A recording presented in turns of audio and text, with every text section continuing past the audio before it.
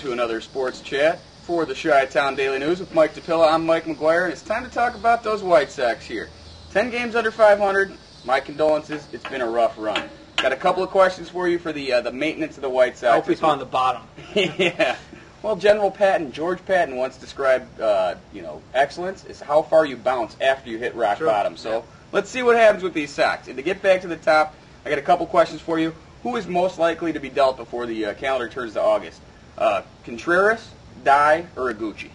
Out of those three guys, I'm going to say Jermaine Dye is the most likely to be traded. I'm going to have to agree with you. Yeah, he's come back. He's hit a little bit better in July, shown some power, and he could help out a contender and playing right field. Absolutely. The other two guys, Tadahito Iguchi, second baseman, and he's good, but teams don't really trade for second baseman at the deadline, you know? And he certainly hasn't been lighting it up to anything to get his value up. And there's other guys that can play second base that are on the market conceivably, like a Ronnie Belliard, Mark Loretta's out there. So I don't really think Tadahito's going to fetch you that much.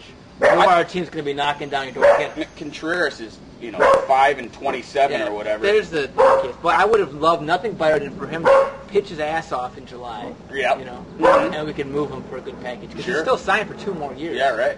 Absolutely. But he's been pitching so poorly right now. That's the key. You got to get something back for him. And I think with Dye's track record, he's the guy you're going to get the biggest value in return. And I agree. If Ken Williams wants to be smart about it, that's the guy he'd move to. And you're still not getting that much for him. But Contreras has been so bad that my stance on him is kind of counterintuitive. But I say hold on to him. Yeah? And put him on the DL for a few weeks. Bring him back in late August or September. See if he can have a good month, and try and trade him again in the offseason. Yeah, because to trade him when his value is at the absolute bottom, it makes no sense. I agree. That's a good thought to maybe give him some rest and see if he can come back rejuvenated for September and get something for him. Yeah. All right, switching our focus completely to the mound, which player would you rather see the Sox hold on to for their future, John Garland or Vasquez?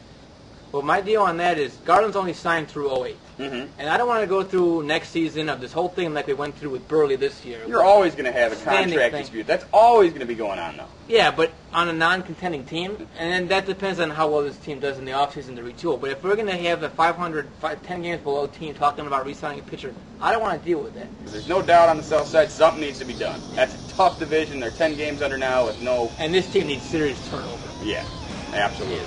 It's time. So details to follow. It's going to be an interesting shuffle here for the rest of the season, and then the offseason is going to be really interesting.